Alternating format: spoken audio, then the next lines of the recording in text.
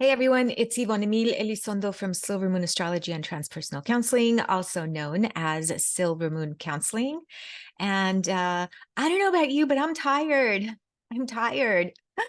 So, and I have to tell you, this usually happens when the full moon is, active within 24 hours, like within that 48-hour period of the full moon, 24 before, 24 after. I always get so tired. And we are having our Taurus supercharged full moon, aka partial lunar eclipse tomorrow, which will be Saturday, the 28th at about 3:55 p.m.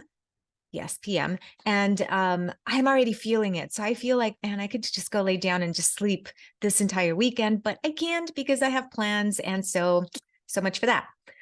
And that's why I'm here. I am going to share with you the chart of this partial lunar eclipse, and then give you an idea of, the energy that we could, encounter during this lunar eclipse and what it means for you in general. And then, we can just go from there. So, but before I do that, let's just dive into the solar eclipse that happened 2 weeks ago. So 2 weeks ago on Saturday, I think it was the 14th, we had a solar eclipse in Libra. Now, this was a pretty intense solar eclipse for me. It was a lot of that solar energy. I don't think my body integrated it very well. I don't think that my spirit integrated it very well. It was a super challenging time. So before I share the chart with you, let me just kind of give you an idea of what eclipses, the energy of eclipses, how I use them anyways in astrology, and to kind of help determine, not kind of, but to determine what, how the energies are going to potentially play out. So eclipses are funny times because eclipse energy, for me, they're not very stable. They're very unpredictable energy time periods. So there's usually change that happens. There's usually, some sort of maybe difficulty or crisis that tends to happen that we have to acclimate to or with. And so the eclipse energy isn't always very stable. Now, when I say that, I'm not trying to be a negative Nancy. What I'm saying is that eclipse energy tends to be, unpredictable, unstable, because it's a new time period or it's an end of a cycle. All right. So, in order for us to grow and experience and grow spiritually, professionally, personally, whatever it may be, we usually need a little push in order for us to do that, right? I mean, most of the time humans are kind of lazy sometimes, okay? We don't really dive into changing unless we are, motivated to do that. And so sometimes humans need that extra push. Now, I'm not saying every human is lazy, obviously not, okay? But what I'm saying is that change, for the most part, for the human race, tends to be more difficult, right? Whether you're looking for self-development or you're not, life comes along and points us in the right direction, or sometimes throws us under the bus. So yeah, there you go. Eclipse energy sometimes feels like you've been thrown under the bus, okay? But if you work with the energy correctly, it doesn't necessarily have to feel that way. Now, solar eclipses are a little different than lunar eclipses, obviously because of the sun and the moon, but that's not what I'm referring to.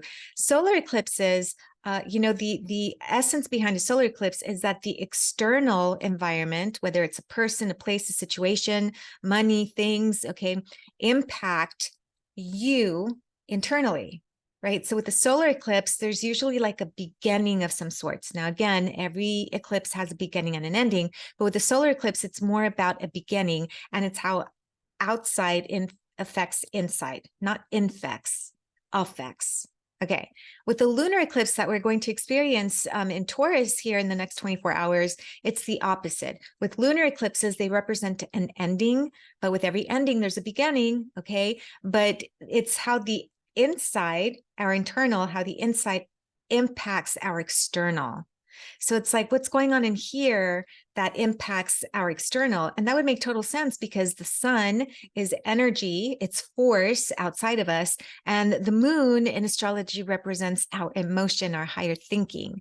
Okay, so this is, how these two solar eclipses play out. Now, if you've been experiencing a wibbly wobbly, crisis time, okay, whatever that means for you in the crisis spectrum. Could be a little challenge, could be a big whammy of a challenge. These last 2 weeks, I'm going to say that, yeah, that's kind of common, because between the 2 eclipses, whether it's a solar eclipse and then 2 weeks later a lunar eclipse, or a lunar eclipse and then 2 weeks later a solar eclipse, we usually have this instability in between. And we refer to it as either the eclipse portal or the eclipse gateway. But basically, it's a very unstable, intense period. So if these last 2 weeks have been, more unstable and maybe unpredictable, manifestations have happened, yeah, that's usually what's going on. So, all right, so now let's get into what this partial lunar eclipse is. And it's a very, very partial lunar eclipse, but it's still close enough to the nodes to be considered an eclipse. So let me give you an idea of what that looks like. Here we go. Okay, let's see. All right, so here we have, yes, so this is October 28th, 23. Of course, we have at Saturday at 3:23, okay, p.m. Central Standard Time. Now this is almost 3:24, but all right, so here we have the lunar eclipse. So here we have the moon. Again, a lunar eclipse is, a supercharged full moon. So we have the moon in Taurus. Why is it telling me to upgrade? I got it. I don't want to upgrade. Let's see. Turn this off. There we go. I don't know if you all could see it on your end, but I could see it on my end. All right. So here we have the supercharged full moon, aka partial lunar eclipse. The moon is in Taurus. We're going to talk about Taurus energy, what that means. And on the opposite side of a full moon, the sun is on the opposite side. And of course, we have this sun in Scorpio. We are now officially in Scorpio season. We have been for a few days. And as you can tell, there's a lot of tug of warring happening between, the sun and the moon, obviously, because it's a full moon. But we also have Mercury and Mars. And Mars is the owner, okay, or the ruler of Scorpio. So it's a pretty strong Mars in this case. The other co-ruler would be Pluto. And then we also have Jupiter retrograde that is pulling up against all of this energy right here. I really don't want to get into much to the, into the Venus and Neptune retrograde, tug of war. I will mention it a little bit, but more than anything, I want to focus on what this lunar eclipse means. And so let's dive into that. Okay. So this is a very partial lunar eclipse, but again, the moon is close enough to the nodes that it would, and this is the north node, that it would, actually be considered an eclipse. So don't expect, unless you're living in the path of it, but here in the States, I don't think we're going to see anything necessarily. And it's such a minor eclipse that we might just miss it. Okay. All right. So let's talk about the moon. The moon represents our emotions, right? It represents our high mind, to an essence, our higher self thinking, if we can phrase it that way. But it's very much, and it represents the past. It represents the collective to some extent. It represents the mother. Okay. So the moon is very much about those internal things that go inside of us, that happen inside of us. And therefore, that's why lunar eclipses impact us, and then we impact our external environment. But this lunar eclipse is happening in Taurus. Now, here's a couple of things that I want to talk about the moon as far as the ease of this eclipse, and then I'll dive into what Taurus means, and then I'll give you an idea of how we can put all of this together, okay? So the moon, each of the zodiacs, and this is more of a teaching little video here, right? All of the zodiacs have 1 or 2 planets that do really well in it, okay? They are ruled rulership or exaltation. The moon in Taurus is in its exaltation. Okay, it is in its best, most beautiful position that it could be in the zodiac. All right, so for this eclipse, because the moon is in Taurus, I'm feeling that this may not be as an intense of an eclipse as we anticipate that it might be, because the moon is doing so well in Taurus. Okay, even if it's opposing, this tug of war, it's still doing very well in Taurus.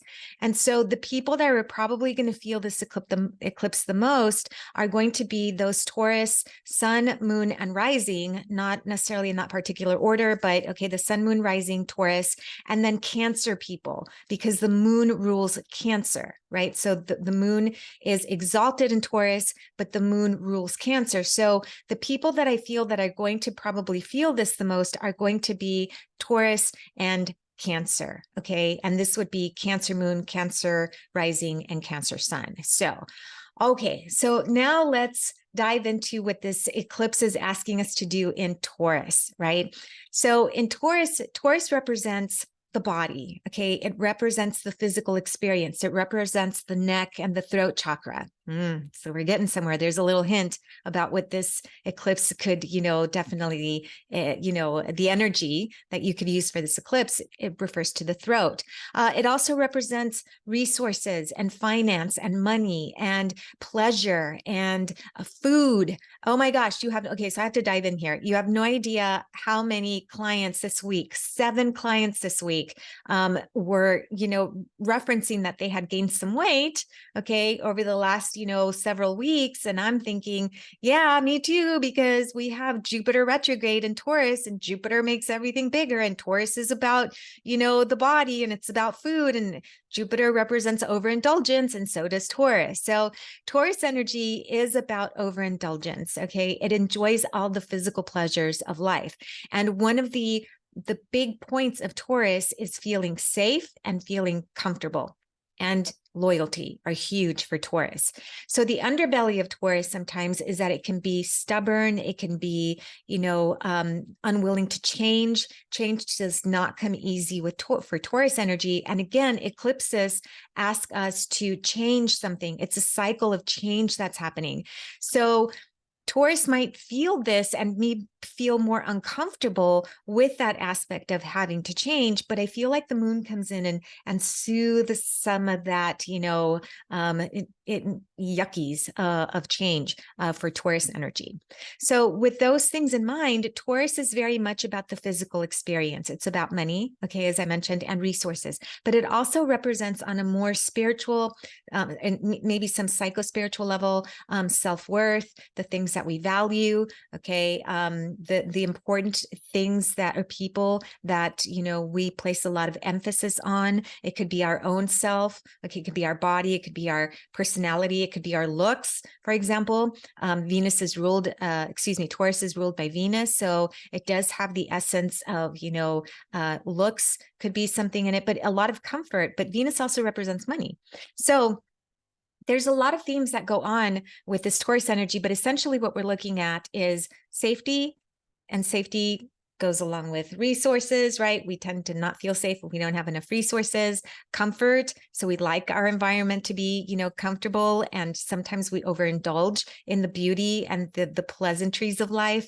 And loyalty. Loyalty is huge for Taurus energy, okay? So it is a very friendly, kind-oriented sign, but sometimes we take too much. I'm Taurus rising. Sometimes we take more than we should, and we end up in the martyr, role. So these are the qualities that we're really being asked to take a look at, okay? There may be some sudden change, again, a small crisis, could be a big crisis that might, compel you to really take a look at, how you've been dealing with these, 3 major points that I just mentioned: security, finances, and so forth, okay, comfort, and, loyalty. How have you been dealing with those the last 6 months, and what changes do we need to make moving forward? And so for Taurus energy, it is very much about coming up with an idea or a plan of how we can make these changes. Now, this could be in your spiritual life, it can be in your personal life, it can be in your career, finances, of course, it could be with your children, okay? It could be, in all aspects of your physical experience, because that's what Taurus represents. So with that being said, okay, we do have Mars and Mercury, hanging out with the sun on the opposite end. So we may get the impulse to, here we have Mars in Scorpio, that's very, laser focused. And then we have the moon in Taurus with Jupiter, who's overindulging in everything right now, especially crumble cookie, because I obviously can't get away from that. Okay. And it's more of a lackadaisical kind of sign. Okay. Lackadaisical, there's lazy. Okay. And I can vouch for that. Yes, I have my moments where I'm like, yes, let's do this. And then I have my moments where I'm like, absolutely not doing anything. Okay. So we have these two polarizing signs in this full moon, but the highlight is, take a look at, those three aspects about safety, comfort, and loyalty. Okay. And loyalty with your friends, loyalty to yourself, commitment, okay, is a big one for Taurus.